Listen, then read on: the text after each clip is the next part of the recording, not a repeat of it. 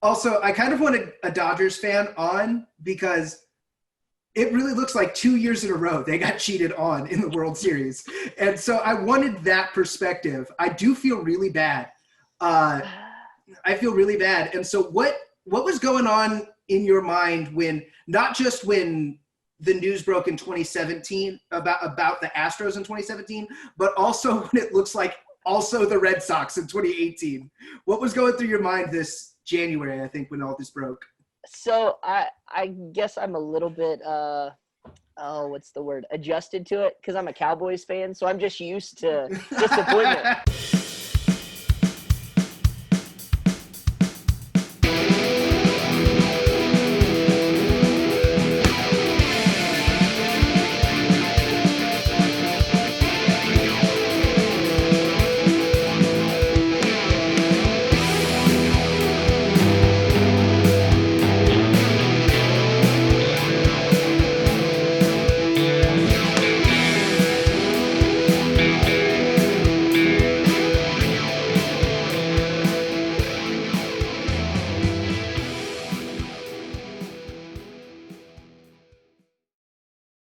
All right, guys, welcome to Sports Den, the podcast. We'd kind of hinted that we were going to have a special pod this week. So most of our pods, if you guys know, we do kind of do a This Week in Sports kind of thing. This week, we're actually going to do something a little bit different. Sports Nest, if you will, as we kind of like to call them, as opposed to a Sports Den, where we've kind of tackle a topic or a subject. It is timely kind of where we're at, but we're going to analyze cheating in baseball. We're going to call it Cheat-a-Palooza.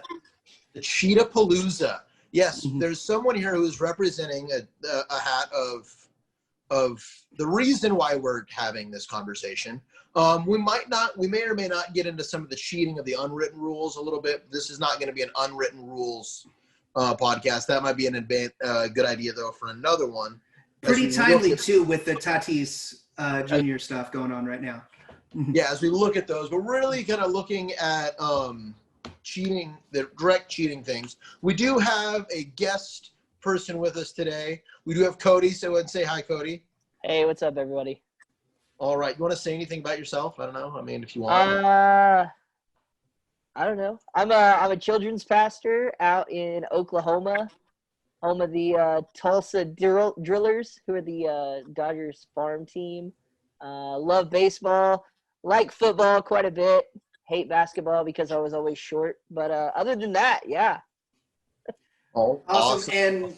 And Cody is here kind of to be my foil because I am an Astros fan, and I think people know that I'm not really I don't really make excuses for the cheating of the Astros. I think they cheated. They deserve, and I've been very vocal on they deserve to be suspended. But also, I kind of want a Dodgers fan on because it really looks like 2 years in a row they got cheated on in the World Series. And so I wanted that perspective. I do feel really bad. I feel really bad. And so what was going on in your mind when, not just when the news broke in 2017 about the Astros in 2017, but also when it looks like also the Red Sox in 2018? What was going through your mind this January, I think, when all this broke? So I guess I'm a little bit what's the word? Adjusted to it because I'm a Cowboys fan, so I'm just used to disappointment. I'm used to being like, yeah, we're gonna be awesome, and then not at all, or just choking, Poor Kershaw. I love Kershaw to death. I went to Oklahoma City and saw him when he was doing one of his rehab starts for the for the AAA team, and yeah, just me and my son, just big Dodger fans. So whenever all the news broke, we're like, yeah, that's why. We would have won. We should have won. But, it's what it is. And I guess at the end of the day, it's a game, but it hurts. Because you're in the division, I do have to say, as a Rockies fan, you still had Clayton Kershaw in the playoffs. He was gonna blow it. You were still gonna lose. I mean, what cheating or not, it's still Kershaw. It's still the playoffs. He was gonna blow it. We all know. Like I said, I'm a Cowboys fan, so I lived through the Romo years. Mm-hmm. So I mean, I just expect it. It's just it is what it is. I do feel I do feel bad. It's just a quick aside about Kershaw. Kershaw is like the most dominant regular season person to not be good in the playoffs, like in any sport. I think I can't think of a person who is that different drastically in regular season. Romo was bad too. Romo was bad too. But I don't know. I think Kershaw's a little bit worse. To prove that he was bad in the playoffs because he wasn't during the regular season. Yeah. Romo statistically was very good in the regular season, not so great in the playoff. That's a good one too. But I will. There's a whole team. It's a team sport. Come on. Yeah, it's a team sport. Baseball is a series of one-on-one matchups as opposed to football being a total team sport. But I do think that the Dodgers should feel really upset about 2 years in a row. But then again, we're looking at this Supreme Court suit that is looming with the gambling corporation about that, saying that possibly I read somewhere, and I'm not sure. So we'll say unsubstantiated reports because they didn't leave me a trail to look up where they were saying, but they were saying upwards of the last World Series where they couldn't prove at least one team cheated was when the Royals and Rangers played, like in 2009 or 10. So not good. And that's a big thing. I think that when we talk about this scandal specifically, when I look at it, and you guys may disagree with me on this point, but the fact that we're having this pod is because, I mean, every sport has cheating, but as we're going to go into, like, baseball's got this extensive history on cheating. Everyone cheats. Everyone cheats. And when I see the situation that happens with the Astros, and I've had some of my friends here who are Mariners fans, but because of, I mean, they know that they're down, but they're, you know, really, really angry and stuff at Houston, the Astros, not for screwing them or anything, but, you know, it's a team in the division side of it, you know, ripping there. And I've kind of said, you know what, when I see that nothing did happen, when there was no punishment, you know, of players, I have to think, and again, Manfred is not a good commissioner. But he's not totally stupid. Yes, do I believe there are certain decisions he makes is to deliberately harm baseball growth? Yes, but I don't think he's actually dumb. So when I say that, he knows that he cannot perform his league if he suspends half of it. And I think that's his biggest fear, is he knows that at least half, if not more, of the league was doing this. And that's essentially what this case from the gamblers is arguing, that they knew it was going on and they wouldn't. I'm going to throw them in there, just including the Dodgers, but that half the league, I mean, but, you know, probably Rockies players were, I mean, but it's supposed to, everyone's involved in this. And I think it's one of those things that if you set the precedent of coming down and dropping the hammer right away on these first guys, great, you only hurt one team right away and that can handle. Well, then immediately we saw, as investigations come through, well, stuff popped up against the Red Sox, you know, right away as well. And I think this was just kind of a whole thing of, I want it to be known I'm not going to really do anything. So now ESPN and all the media outlets stop investigating. The teams know you need to stop this and move on. I mean, that's kind of my thought on it. I think there's a little bit to that. I think there's a little bit to that. And I was, again, I said on when this story first broke, I said, as an Astros fan, I was angry because, like, I cried when we won the World Series. Like, I don't get to have those emotions back now it feels a little tainted. Maybe not completely tainted. But a little. But it does feel a little, it feels like, I mean, I don't know if maybe do Diamondbacks fans feel this way because Luis Gonzalez hit like double his amount of total career home runs in 1 year for them to win the World Series in 2001. Do Diamondbacks fans feel that way, are there any Diamondbacks fans? I don't know.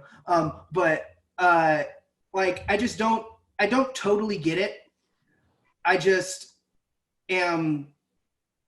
am really confused as to why there wasn't punishment until you look at it of, oh, if this was really league wide, like I think that's part of the reason steroids weren't punished until Congress got involved. I think that's part of the reason that it wasn't punished, because look, if we're going to punish people, we're going to lose half this league, especially when you incentivize it. We need to talk about the culture that incentivized cheating here, and that's it goes back to the Brad Pitt movie Moneyball, in the book that was written about. So much stuff was made about on-base percentage being the huge number one deal is on-base percentage. That was how people were getting paid. And when you look at both the Astros and Red Sox rosters, the guys who it looks like are really obviously involved in this cheating scandal, who have their numbers jump, are those guys that are either pre-arbitration or pre-free agency. And you see guys like Mookie Betts trying to get his big deal. You see guys like George Springer, who was going into free agency. You see guys like and then you see the young guys that are pre-arbitration. So their pay is directly correlating with what they can get from the organization based on what the organization values them at. And so I do think the financial side of it really incentivized the cheating for people. And I think it's pretty obvious it was Beltran is the linchpin for at least the Astros. And when you look at Beltran, everywhere posts like his Giants run, all the young players on his team start hitting better the moment he joins a clubhouse. All the young guys, the guys that are pre-free agency, pre-arbitration, they all start hitting really well, no matter what team it is. No matter if it's the Yankees, no matter if it's the Rangers he was on, it's the Cardinals. All the young guys start hitting really well the moment he joins the team. And I almost wonder if Beltran was going to places like, look, I'm the one who set this market of this is how much people get paid. So I feel like I have to go and get as many young people to earn that much as possible. I almost wonder if that might be part of it. I mean, people like money. I mean, they're going to do what they can do so they can get paid. So, that makes sense. As far as the Astros, though, they kind of took it to the next level. They did. The trash can and everything else.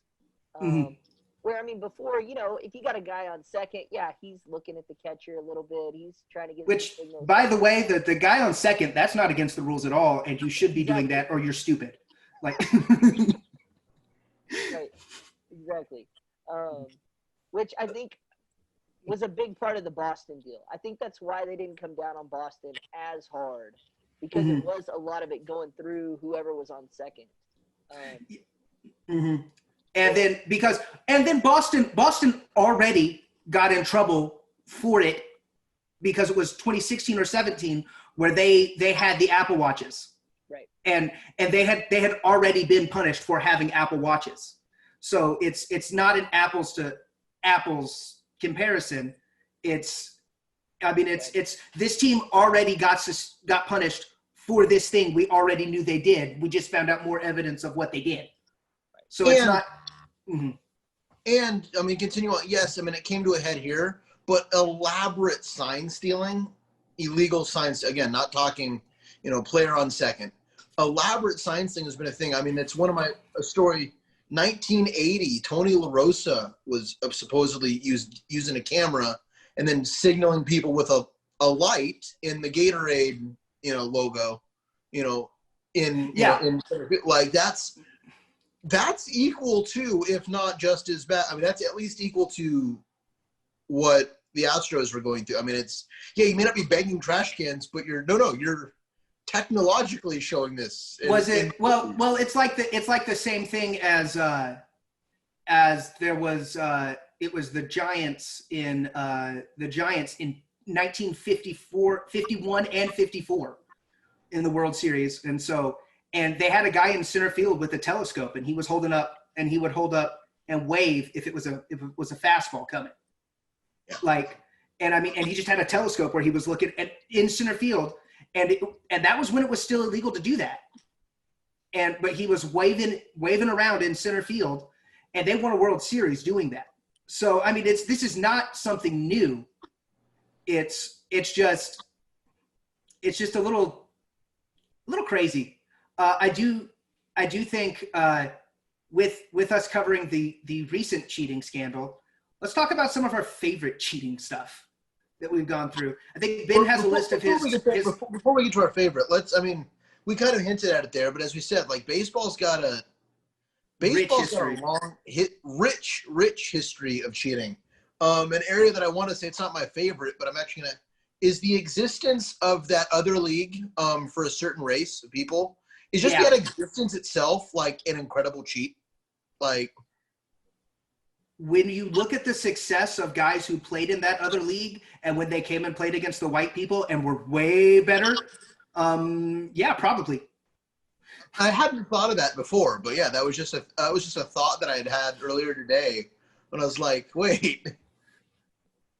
Yeah, that almost does. I almost want to say anything. What year was the integration of was the last year for the Negro League? Jackie Robinson did it in 52? Yeah, so it would have been mid-50s, I believe. Yeah, I was thinking 57, but maybe it was I think 57, because I think 57 was my that sounds about right, mid-50s. I should have researched that because I had that written down that was something. And I do think that anything before that could just as easily have an asterisk as anything in the steroid era can have an asterisk, and anything in this recent sign stealing thing can have an asterisk. It's actually 47. 47. I've got 51 is the last year for Negro League baseball. Negro League baseball. Yeah, that makes sense. Mid 50s sounds about right. It's sports tends to start leading the way in social change by about 5 to 10 years. So that would make sense. I do think that's a huge cheat, but we can even go further back than that. 1929. This is a different type of cheating. It's intentionally losing to get more money. It's essentially the inverse of what we just talked about. Cheating to be better so you make more money. We're not getting paid, but these gamblers are going to pay us to not win games. So maybe we do that instead. And if we don't need to turn this entire thing into a Black Sox history lesson, but for a sake of context, players at that time made nothing. Absolutely nothing.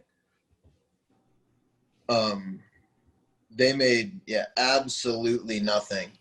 But you can even go before that. I mean, even before that, we kind of said whether something is illegal or not, is it still kind of cheating? Mm-hmm. If you know it's wrong.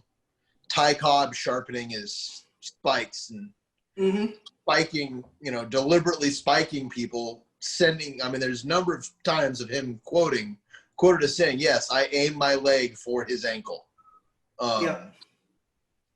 That's just a competitive advantage. I mean, in the NFL these days, pinching people in huddles and, the little scrum. Yeah.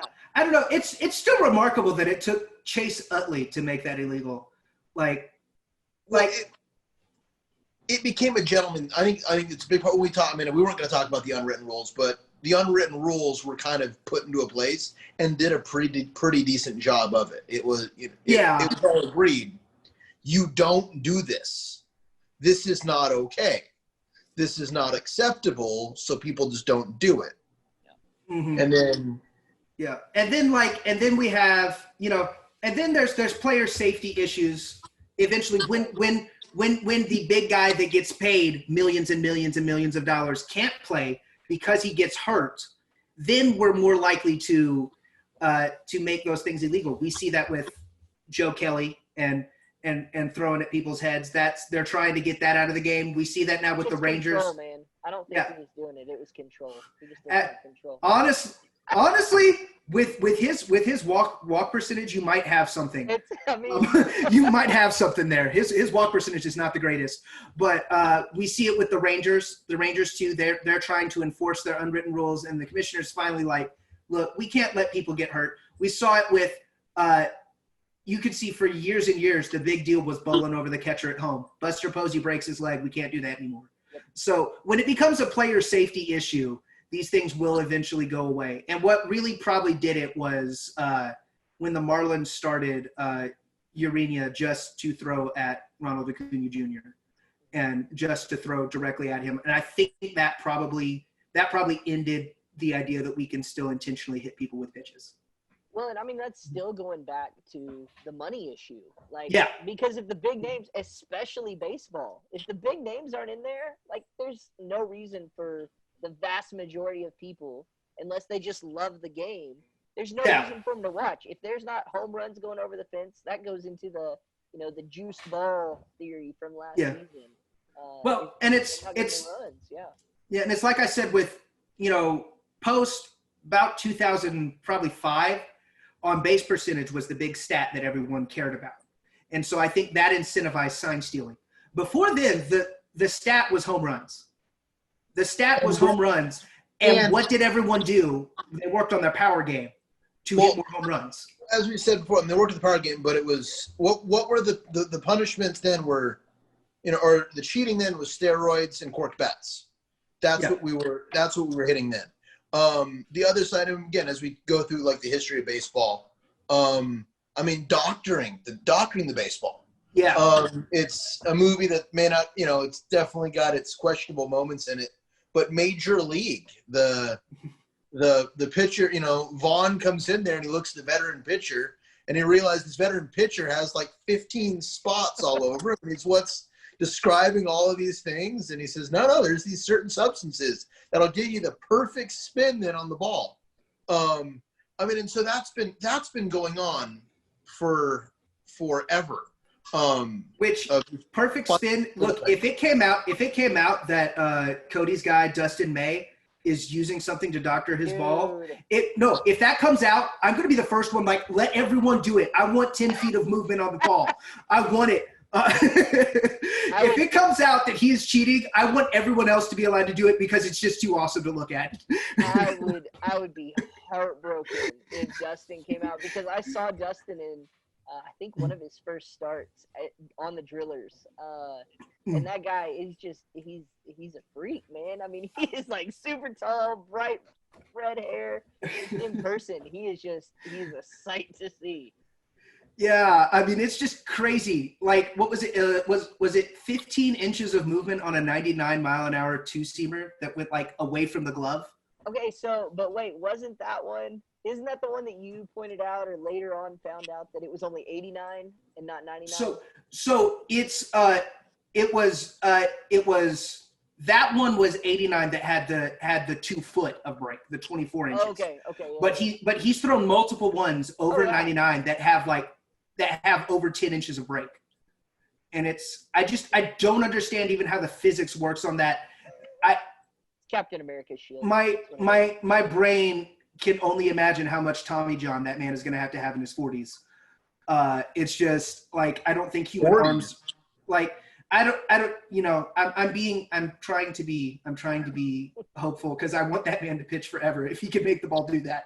I'm a Rockies fan. I do not. But and we hear stories all the time. Gaylord Perry, everyone talked about how hard he was to hit, and then we find out way late in his career he was rubbing Vaseline on the ball the whole time. And so, I mean, it's just baseball is a sport of cheating, and sometimes cheating is really fun. So we'll look in there before we get to our big stories of our favorite cheating stories. Go through. Went and found a video from last year, so before the Astros scandal. So what were the biggest cheating events before that?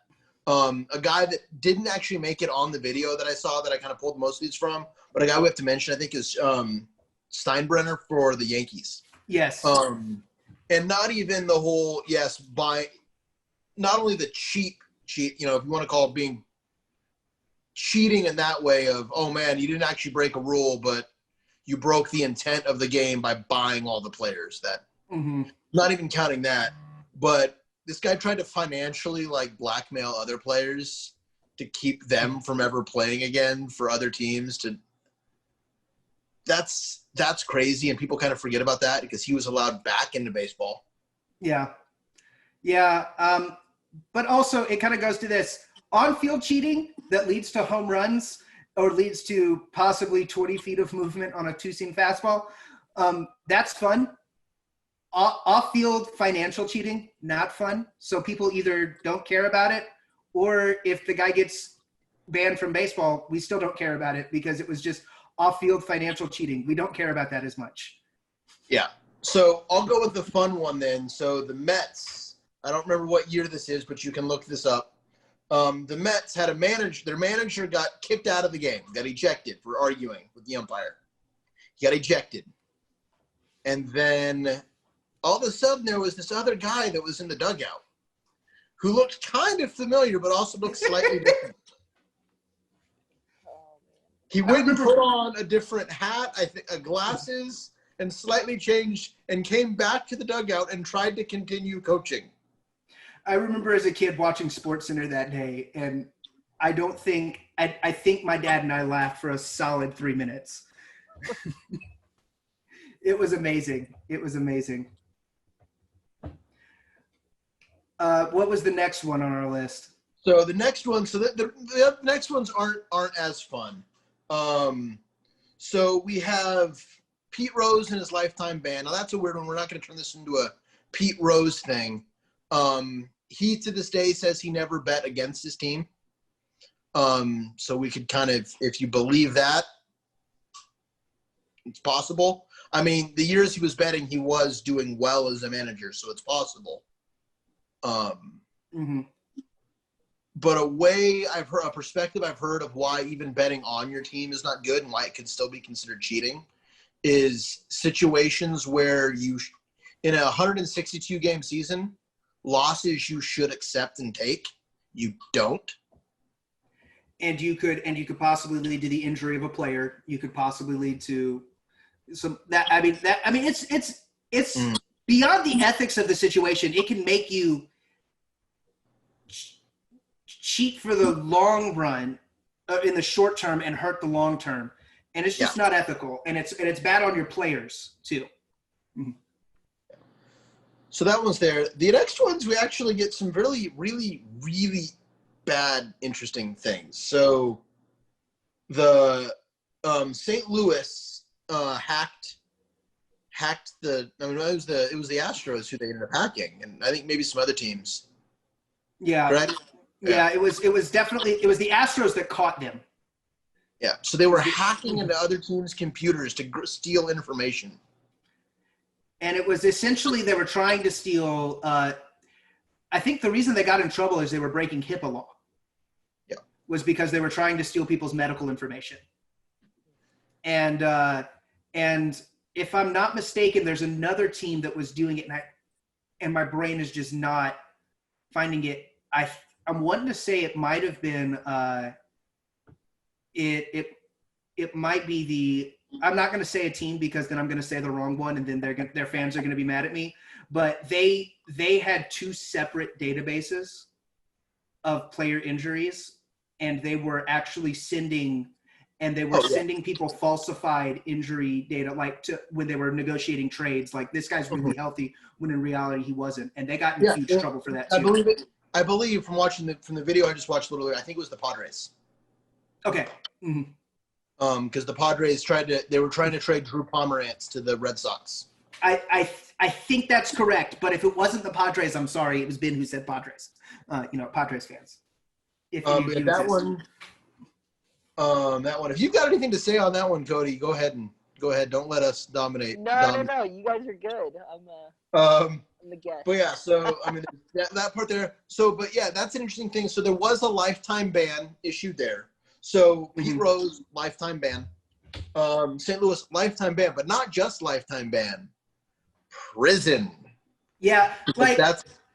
Well, for the HIPAA thing, but it also, I think basically because he was using computer spying, he basically was committing espionage. Yeah. And it's corporate espionage as well. Yeah. Yeah, like it's actually illegal.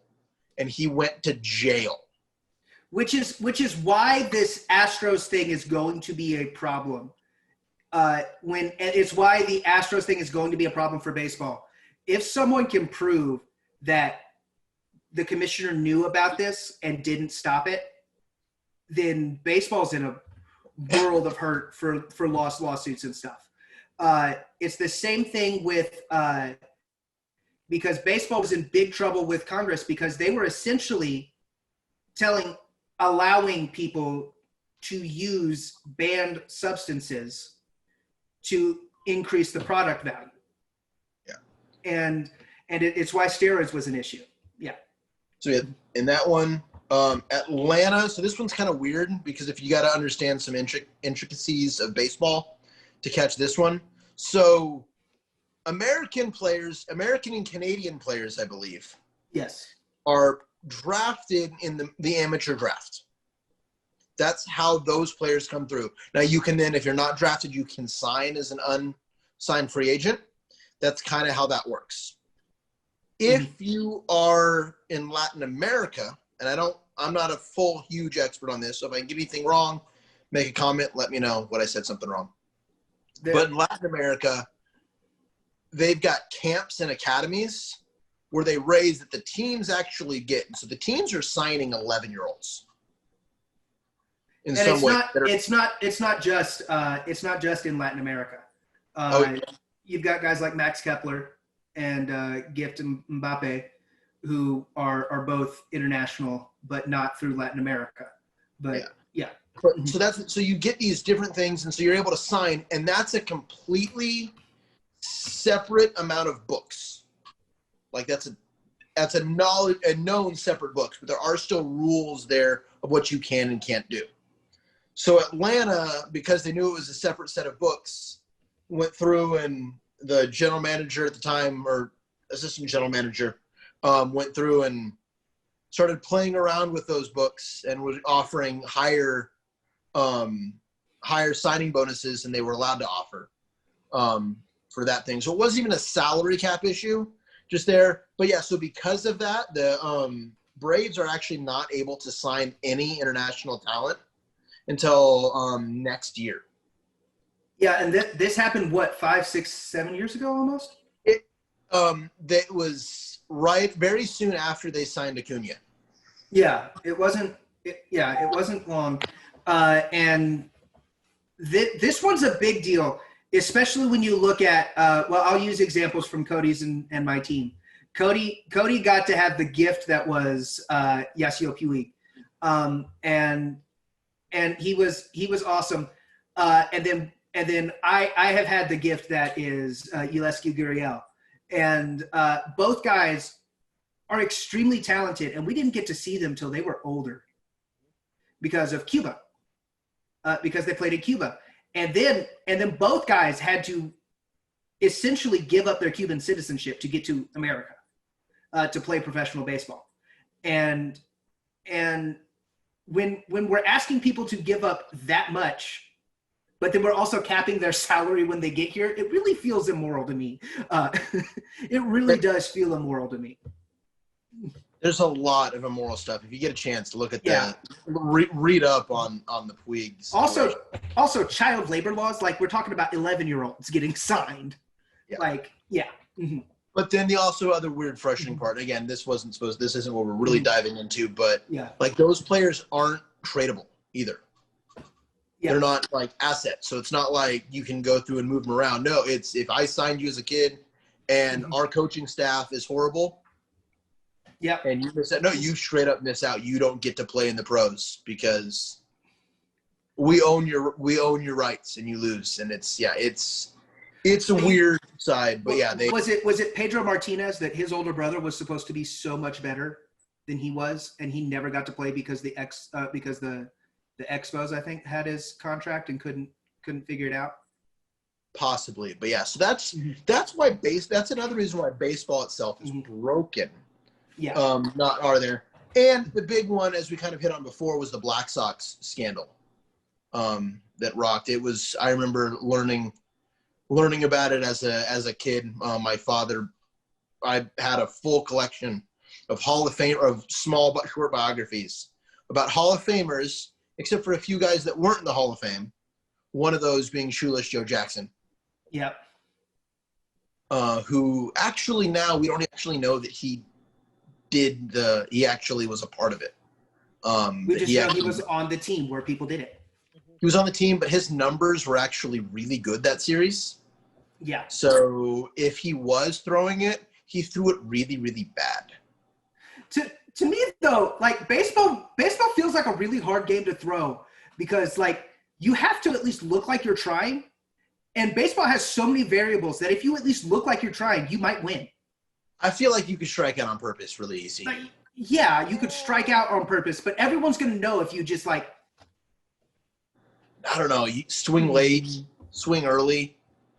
Maybe, but everyone would notice if you get 27 straight strikeouts. Someone's going to notice. Yeah. You know?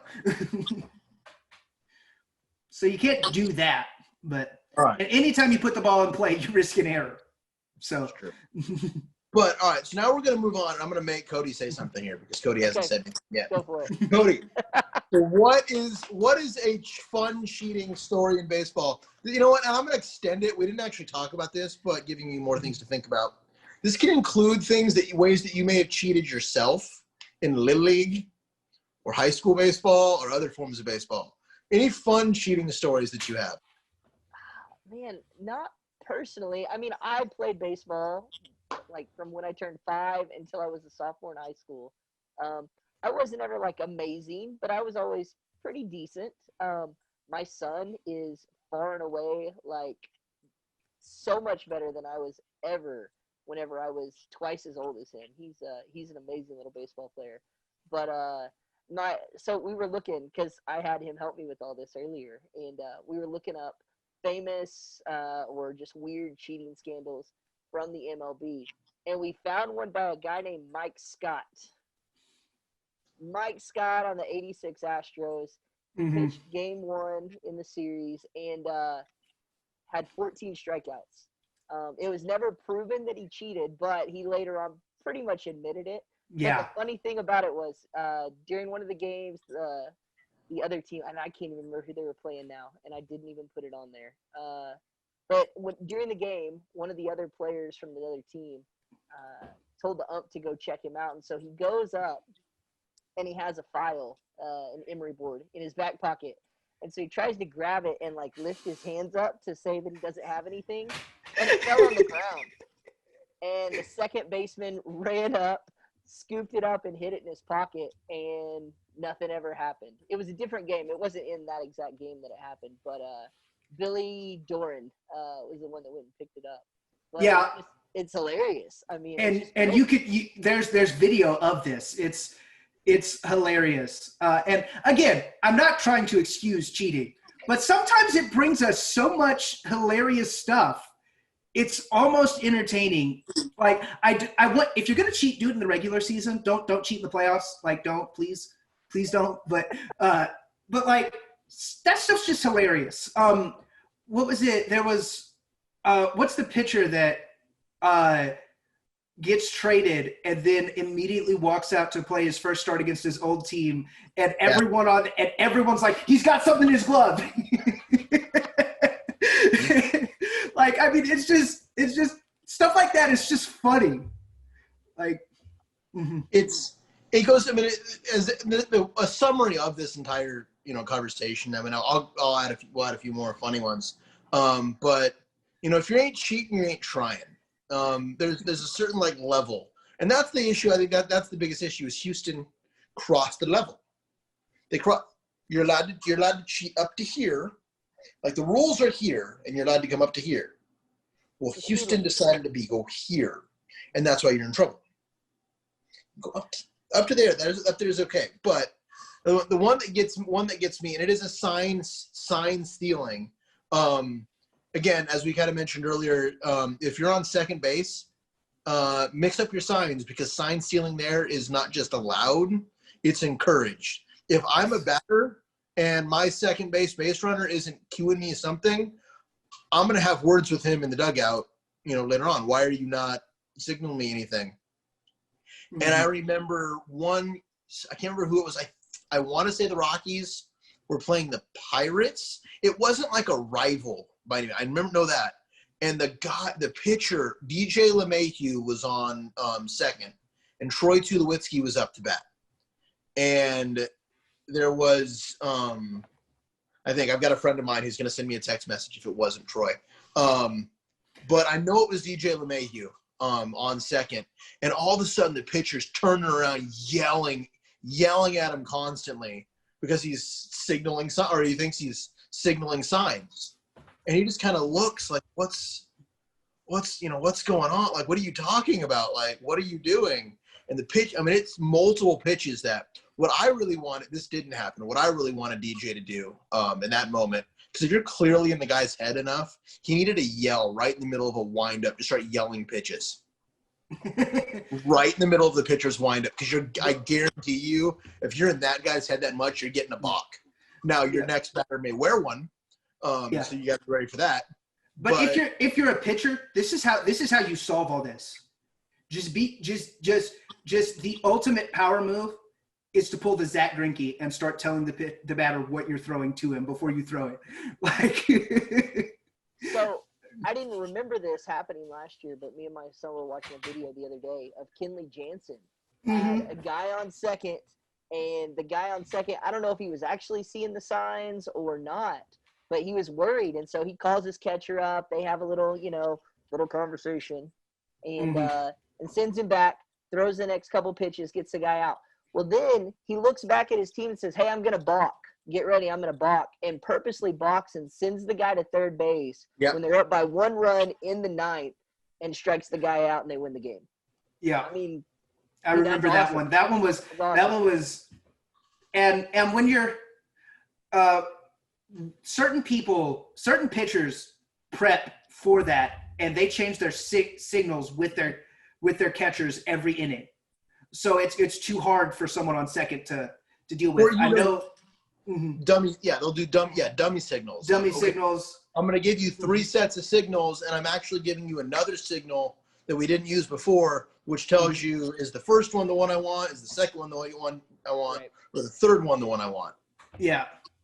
But the follow-up at the end of the Rockies one, I think later on they played him at Coors Field. This may have taken place away, but whoever was batting, again, I think it was Troy Tulowitzki, got a home run, and the PA system played, I saw the sign over the over the that's stadium. Awesome. Which is great. And that's like, yes, that's how you do that. That's how you do this. I think my favorite cheating moment, I'll jump to mine, is anything involving cork bats, because they're hilarious. So like, because every time something is mentioned with a cork bat, the defense of people when they get caught with a cork bat is always my favorite. And there was a guy, and I really want to give him credit. He's a former Astros player, and this was before I was is a ways back.